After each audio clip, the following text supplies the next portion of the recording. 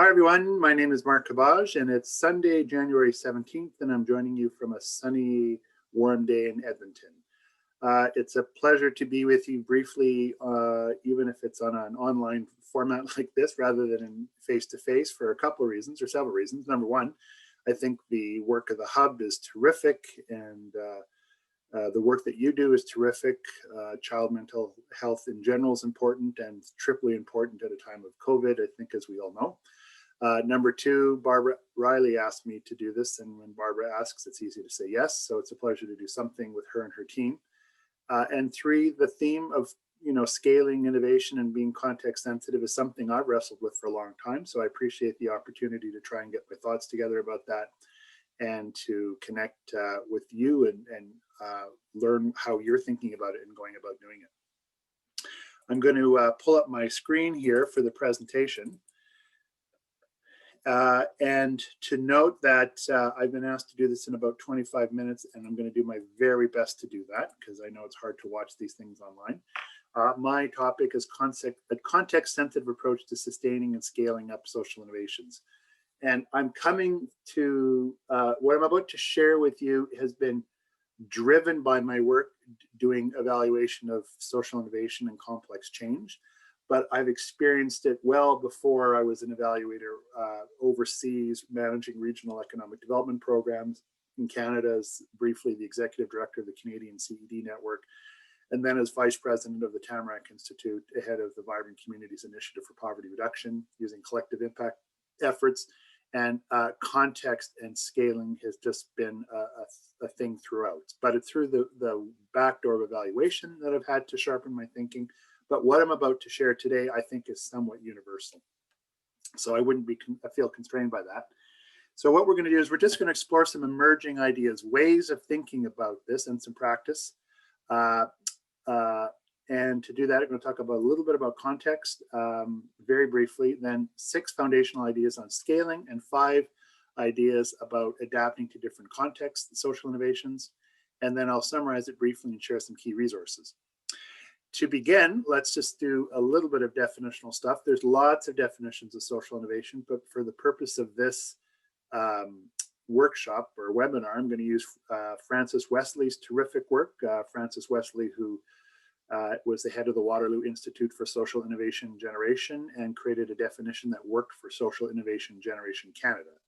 And that is, a social innovation is any initiative, a product, a process, a program, a project, or a platform that challenges and over time contributes to changing the defining routines, resources, and authority flows or beliefs of the broader social system in which it is introduced.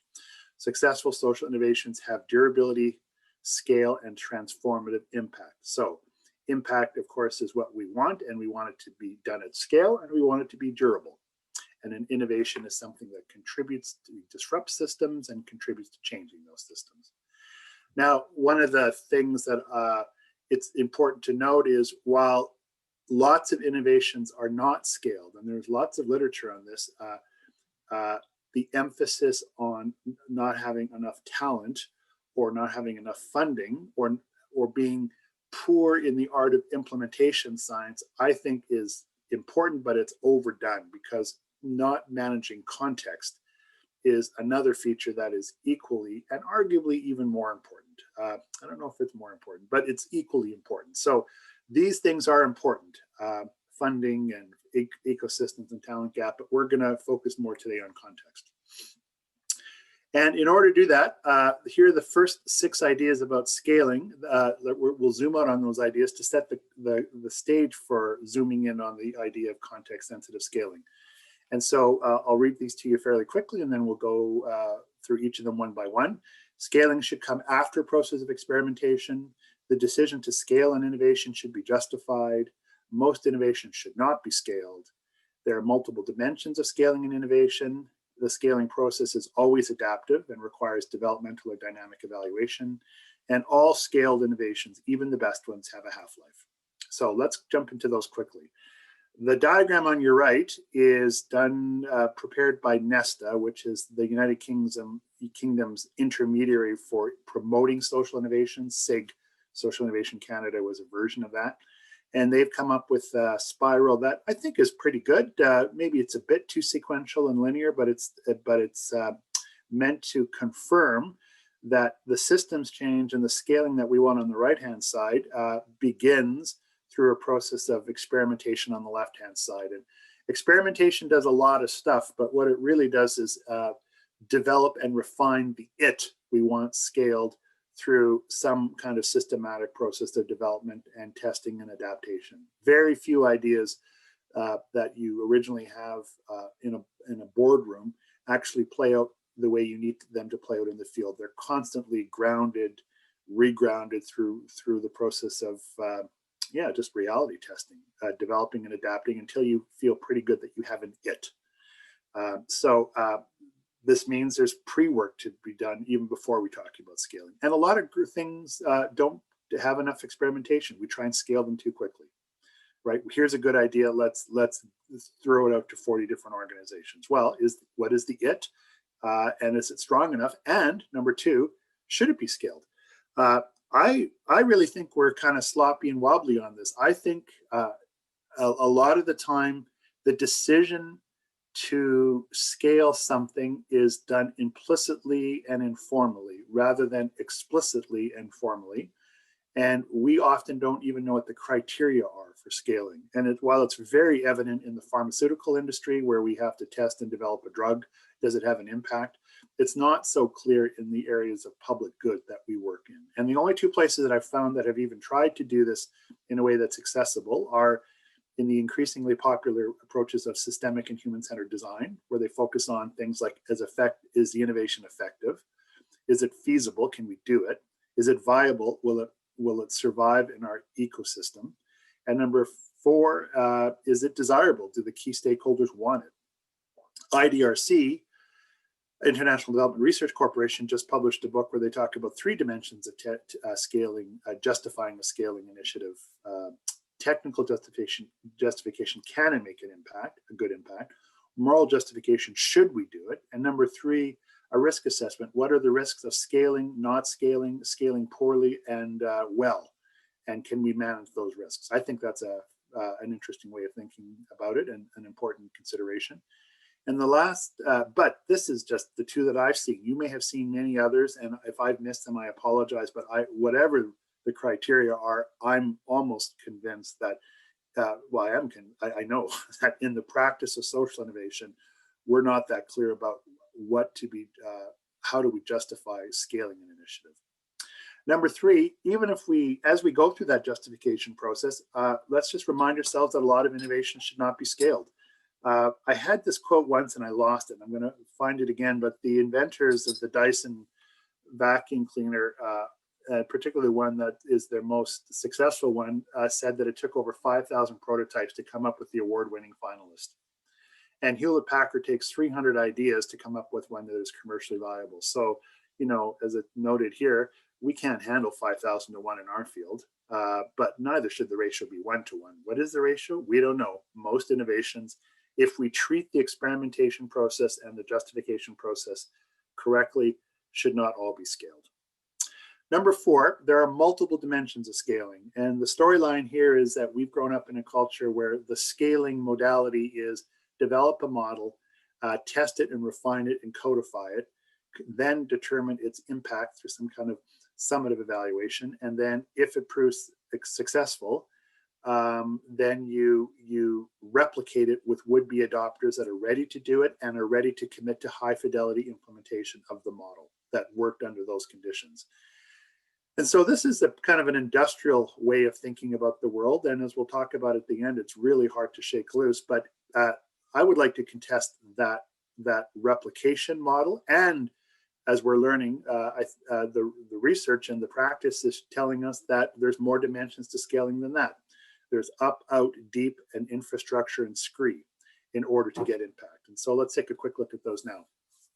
This stuff, by the way, I'll mention where it came from, but it is from an amalgamation, this table of several different authors. And they argue that if you're about to scale something, number one, there is a dimension of scaling that is about scaling deep. How do we create the conditions to capture the hearts and minds of would-be adopters and the enablers who have to help scale this innovation. So capturing hearts and minds. Who are the adopters? Are they interested in this and the enablers? How can we deepen their support? Number two, they're scaling out. They're getting people to grow the original innovation and or apply it in new contexts, as we'll get into shortly. And that's scaling out. How many possible adopters are there out there? What's the market size that we can scale to? How ready are they for scaling? To what extent do we have to adapt it to context? And do we still get the same results that we did in the original innovation? Scaling up, how do we, often innovations happen in a hothouse, like a laboratory type conditions where they're not really in the ecosystem. They're protected, they're cocooned. There's a bubble around them. But when they get into the real world, there's actually lots of policies, regulations, and structures, and many of them may be quite minor, that together make it very difficult for this thing to be viable, to live, to breathe. And so we constantly have to adjust those, tweak this regulation here, get rid of that structure, introduce a new policy. They're scaling scree. Sometimes the original innovation, as it's entering into the scaling process, we realize that we need complementary innovations to make the original one work. We need to say that the first innovation needs buffering. And I used this phrase with my kid the other day, scree. And by the way, the word scree comes from anyone who does hiking knows this. This is the rubble and the loose rocks alongside of the mountain and at the base of the mountain. And the authors are from British Columbia. They know what it means. So sort of related complementary innovations, including innovations that get spun off in this process. But imagine, as my kid said, what if you made a toaster, which was an innovation, but the complementary innovation is we would need for industrial bread cutters to cut the toast a little bit thinner at times in order to get into the toaster, or wall plugs would have to be slightly adjusted or something. So there's sometimes complementary practices that are required. So interesting dimension. Infrastructure is a real big one. Sometimes the scaling process needs things from the larger ecosystem that go beyond policies and structures, new talent, resource, data flows, etc., that are required. And this was brought home to me recently in a project that is designed to create Indigenous early learning and childhood development programs and parenting practices that are Indigenous led, and they're being developed in Indigenous communities by Indigenous communities. And one of the things they found in the first 6 sites that they're working in, and they hope to replicate to 700 or more, that they don't have a pipeline or a big enough pool of early learning childhood educators who are Indigenous and appreciate Indigenous worldviews and ways of doing things. And so they're working while they're creating this innovation with the local college, a regional college, to develop curriculum in their early childhood development program that they hope eventually will get scaled to other regional colleges. So that's paying attention to infrastructure. And finally, there's impact, the breadth, depth, and durability and quality of the outcomes that emerge thanks to the scaling process. Now, many of you know the Blue Box program that was developed in Kitchener-Waterloo through a very rigorous process of experimentation. They actually had 4 pilot projects to encourage recycling in the Blue Box run. One, they have great examples of deep up-screen infrastructure impact. Deep, how do you capture people's hearts and mind about recycling and committing to the Blue Box? There's been lots of work on that. In fact, I once went to a meeting in Washington, D.C. about 10 years ago, and we had lunch where we had sandwiches in those plastic containers, and I walked around for 15 minutes not really knowing what I was doing. And I was looking for the recycling bin. And literally, I was walking around like a zombie, and still had time to get back to the thing. And someone asked, "What are you doing?" And then I realized I'm looking for the recycling bin. And they didn't have one there. It wasn't, they do now. I've just been back there, but back then they didn't. But that was how deep the ethic of recycling in the Blue Box got into my heart and mind. Scaling out, how many municipalities and businesses adopt those practices? Scaling up, the adjustment of legislation, policies, and regulations to support waste management, including having to catch up and regulate the emerging market for selling products here and overseas. Scaling SCREE, all the complementary things that get spun off to support the Blue Box program, including creating blue bags for people who don't want to use the box, etc., or kitchen design. I was talking to a kitchen designer that says even recycling has adjusted the way kitchens are designed, and the service is required to do that. Infrastructure, post-secondary programs in recycling and engineering programs, recycling associations to coordinate and advocate things, education programs in schools, capital markets having to fund this, etc. And then impact, whatever that impact that you're looking for, the volume of materials recycled, the changes in GHG emissions, saved landfill, etc. So eventually this was scaled out, and the numbers there really show the number of municipalities in different parts of the country who've adopted the Blue Box program. So it's a scaling success story. The process of scaling is always adaptive and requires evaluative feedback. So when one goes out and scales and has a broader view of those 6 dimensions in mind, it is really like a chess game. You have an opening move about what you think you're going to scale and how, and then it's constantly adapting in response to what you're learning. Oh, we didn't know that policy was going to be a barrier. Let's do something about this. My goodness, there's a gap in the ecosystem around people who know how to do this. We have to build that up.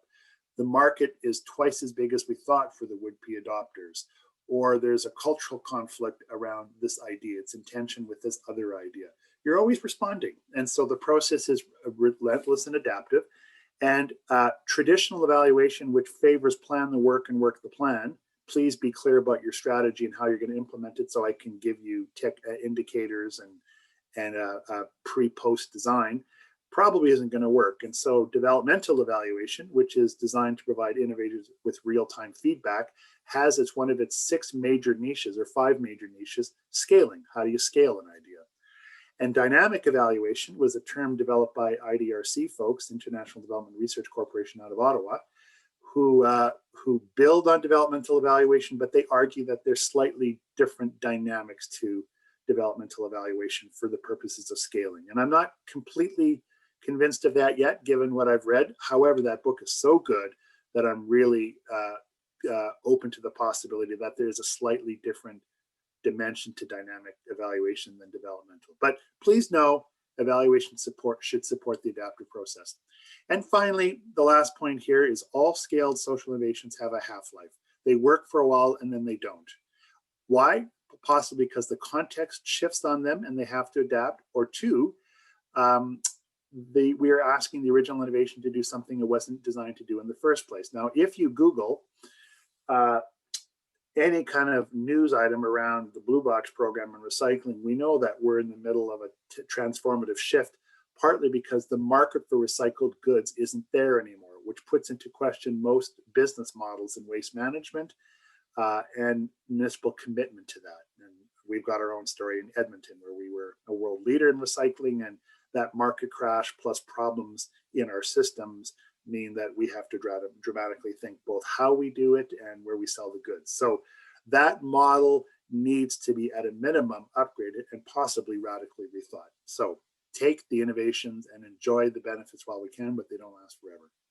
So folks, those 6 foundational ideas are really, really important, and they set the stage, and we've already hinted at the importance of context. So let's now talk about 5 ideas about adapting to context, and here they are. Most social innovations are context sensitive. Number 2, the degree of context sensitivity varies. Number 3, this experimentation and learning part I just spoke about, but I want to give it more life in this section. What does it look like? The fact that if we're about to spread and be context sensitive scaling, we actually have to broaden our understanding of who the innovators are. And finally, the why of embracing a multidimensional context sensitive approach to scaling is clear, but the how is emergent and requires further work. So on the right-hand side, there's some stuff on the left-hand side. Let me tell you why that stuff on the left is important, and it's based on the pictures on the right. At least for me it is, because this is the first time I really understood the importance of scale at a visceral level, at a level that I really didn't appreciate before, even though I always knew it was important. But this gave me a way of thinking about it that I really needed.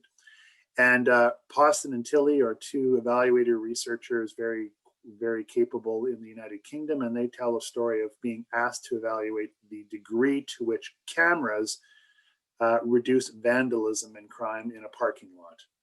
And so they thought, well, what a deliciously simple intervention. It is a camera, a simple intervention, and the outcome is somewhat easily measured, at least technically. Politically might be more difficult as people don't want to share that information, but pretty straightforward. But when they just started to develop the design and understand the intervention of the camera more, they asked a bunch of questions that revealed how many contextual features actually will influence both how the cameras are used and the outcomes that are generated. They asked, do people know there's a security camera there? Are there signs all over the place saying you're going to be watched? Or are they hidden, number one? Number two, are there fences around the parking lot or not? Well, it turns out sometimes there's fences and sometimes not. How big or small are the parking lots? Are they outside or are they inside? Are the cameras seen by others? Is it in a bad part of town or a good part of town? How tight is the security? Are there really nice cars in there or just sort of everyday cars, et cetera, et cetera, et cetera? And they came up with a whole list. In fact, they then developed this sort of three-part phrase, context, mechanism, and outcome, to define that, provide the essence of realist evaluation. And I understand it as slightly different, as context plus mechanism equals outcomes. The same mechanism in different contexts will generate a different pattern of outcomes. And almost all work in developing context, the mechanism, not developing context, but mechanisms over time will adjust to fit their context. So there's a dynamic interplay between the context in which we're working, the innovation of the mechanism that in play, and what we can expect and design in terms of outcomes. So C plus M equals O. Now the degree of the C plus M equals O, or that interplay between the three, varies a lot. And here's my version of making sense of this. I don't think it's perfect. There might be better ways of it, but here's my shorthand. On one side, we have stuff that is low context sensitivity on the right-hand side. And that means the mechanism is not influenced much by context. So a vaccination, the simple vaccination, should generate relatively predictable results over time. The context doesn't matter. And you can be a recipe or a model in your orientation. Just implement the recipe with high fidelity. Follow the protocol for the Pfizer vaccine. Number two, the vaccine might be not context sensitive, but vaccination campaigns are. What is the buy-in for the innovation in a certain place? What's the buy-in for the vaccine? Different parts of the States or Canada will have a bigger proportion of people who say, I don't want the vaccine for any number of reasons. They don't trust it, they want it to be tested more, or they're anti-vaxxers by principle, or their religion doesn't allow them to do it. So the vaccine might be a min-spec dimension of it, but the principles, the running a campaign are generally principle-driven, but have to be adapted to context. And finally, sometimes there are some innovations that actually have no min-spec practices. They're just about managing. They're just about following principles in general. The practices vary dramatically, and I'm watching, because I do work in Australia, how the Aussies and the New Zealanders have managed their strategy. And there are some practices, but they share some principles that play out a little bit differently in New Zealand and Australia, but they do have some common principles about, going to zero, principles about travel in and out of the country, principles about moving across regions, etc. But variations in that. Australia is strict about moving across regions. New Zealand isn't, but they share some common principles about inter-regional travel. So that's another way of thinking about it. Now, this happens to be between, broad campaigns down to specific vaccinations, but you get the idea that we have to pay attention to how context sensitive is this intervention, or be open to the fact that it might vary.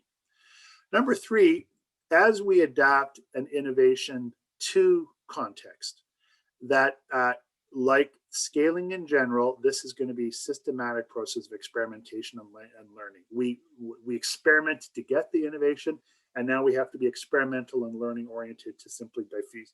It's not plan the work the plan. So and it's relentless, as I'm about to demonstrate in this context, in this example. Worked with a group in Edmonton that developed a highly regarded mentoring program for youth. The program was highly regarded partly because of the skill of the agency, but it had also been well evaluated multiple times in different ways, and so it had a pretty good track record of results, and had been highly codified by this well-organized agency who created a binder, kind of like a playbook about how to do it. It was like a model, and almost considered it a model within their large agency. They franchised it to different sites.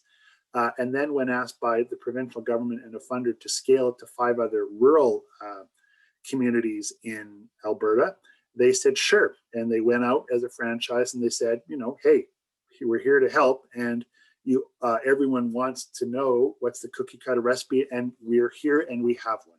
And if you follow it, you have a pretty good chance of getting these kinds of outcomes. So they went through a process of adaptation and experimentation. The phase 1, they had developed the model and codified it and documented it. Phase 2, they went out with this invitation to the 5 rural communities, and in fact, eventually were told no. Partly because no one likes to be told what to do, and everyone's got the same response of this is our context, and it's different here. And this was more than just a sentiment. When people reviewed the binder, they came up with contextual factors that were really important. The size of the community mattered in terms of how you do recruitment, whether or not you wanted to do police checks, what kind of recreational activities were available for mentoring. Transportation challenges. A lot of people who had to be mentored lived out in the country and they were on school buses. They weren't around during the day. So you don't mentor in the city. You got to go mentor on acreages and farms and rural camps. So there was resistance to it, so much resistance in the fact that the group had to make a pivot in phase 3. They went back to the drawing board and said, listen, we're going to have to pivot in our approach, and we have to unpack this whole thing and ask ourselves, what are the principles of good mentoring, and what are the minimum specs, min specs, practices that have to be there in order to manifest that principle, and what else is open after that for local variation. So they did do principles such as the principles of mentoring is the trustful relationship between an adult and a child, a safe relationship between an adult and child, a voluntary relationship. And they went through all these different principles, and for each principle they said, what is our minimum spec practice for that principle? And that was a very interesting thing to see if we can come up with it, because it had to, min spec means it was universal, this practice, regardless of context. And one of the ones that generated a lot of discussion was whether a police check was a min spec practice. Now, it was certainly a conventional practice because insurance companies liked it. It was easy to implement, or not easy, but routine enough to implement, and it was ensconed in national standards for mentoring. But when it came to it, people said, look, I'm not going to do that police check because it's just a proxy for safety. And a lot of people in our community won't pass that. And they're still good mentors, number one. Number two, some people say it's too small a community and people are not going to do a police check because it's embarrassing and we don't even need it. And so there was a debate about whether min specs was police check was a min spec. So that's the kind of conversation it engendered. But at the end of it, most importantly, there was a pivot in an approach in the sense that people said, we're not going to go out and franchise or retail this model. We're going to wholesale it. And so what we're going to do is to say, we have a generic min spec model here. We want to work with you to co-retail it to your unique context. Now that pivot plus in orientation plus the new package created the stage for phase 4, where over a period of 18 months, the original innovator worked with these 5 communities, and they looked for patterns around what worked and what didn't. And they went through multiple iterations. Their initial package was just an opening move. It constantly evolved to new insights. Oh, that principle should be reframed. This is or is not a new a min spec practice. Oh, we hadn't thought of that contextual variable. What do we do about that? So they iterated and iterated until a point, I don't know how many iterations they were, 3 or 4 formal ones, until they eventually came up with a new package, a 2.0 package that was, again, min spec local variation in orientation, Number 2, adopted by all 5 communities. And number 3, the group in Edmonton that had produced the original innovation found the innovation process so learning rich that they adopted some of the practices of their would-be adopters. So their innovation evolved. How this is precisely done, I think it varies from community to community. We could talk a lot about phase 4 adaptation and codify that a little bit more so people at least knew what one pathway looked like to them, but you get the general idea here. Opening move, change your orientation, constantly develop your min-spec and your principles based on testing in the field, and then come up with something that is less cookie cutter than when you started. Number 4, this example also reveals that in addition to the would-be adopters, we need other kinds of innovators. And Alan Mansky, in his book, 6 Patterns of Social, to Spread Your Social Innovation, confirms that disruptors, such as the group in Edmonton, who produced the mentoring programs, are important. But in order to scale, they need bridgers, people who bridge, spot the ideas, leverage the network and credibility resources to get to the other adopters. And in that case, that was the people who suggested that the stuff be scaled in rural communities and had the clout to convince those rural communities to consider it. And then in the communities, those receptors, the entrepreneurs who know how to make something work in their system. And again, in this case, it could have been those 5 rural contexts, but it's also the receptors at the national office about, should we change our national standards to reflect what we're learning about the limitations of police checks as the only proxy for safety, etc. Funders, etc. So broaden your gaze on who the innovators are. Now, these ideas, I would argue, using a phrase by John Kanya, are not counterintuitive because they do make sense, but they are countercultural. We are really stuck in a paradigm and culture of models, high fidelity replication, and traditional implementation science. It really is in our water supply. And so the why of doing this is clear, but the how is not, because we're doing both giving hospice to the old ways of thinking about replication, while trying to support the emergence of new models, such as we saw with that mentoring example, and many, many others, and are still at the stage where we're illuminating the choice between people, for people, encouraging them to not think so traditionally and conventionally about the role of context in replication, and trying to build the practice as we go. That's the 5th idea, folks. And just a quick summary. The general idea of zooming out, the ideas here are that we need to think more multidimensionally and explicitly about the art and science of scaling. It is for sure much more multidimensional and experimental than we thought, and needs to be justified. Number 2, when we're scaling, that model of high fidelity replication of the original model doesn't make sense because context matters a lot. And there's the degree of context sensitivity varies. In order to adapt to context, we have to be relentlessly experimental. We need to broaden our understanding of innovators, and we need to be committed to building a new practice in a world that still supports and has a preference for the old package in many cases, or the old way of scaling.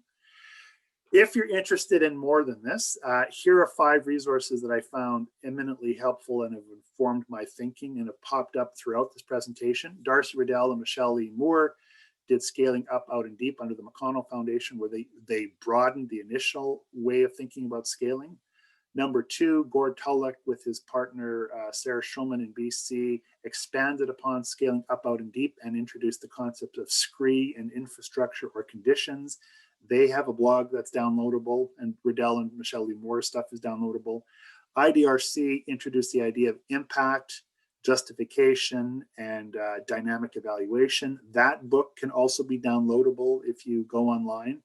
And Alan Mansky's book, I don't think you can find it online. He talks about a broader understanding of tactics and strategies around scaling in general.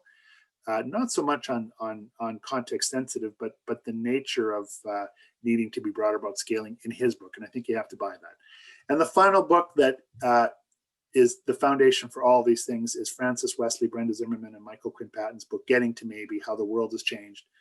It follows the dynamic of social innovation, and as important, what it's like to be a social innovator in that uncertainty, and how do you find hope and commitment to change the world where nothing is guaranteed, but if you do your work well, we might get maybe.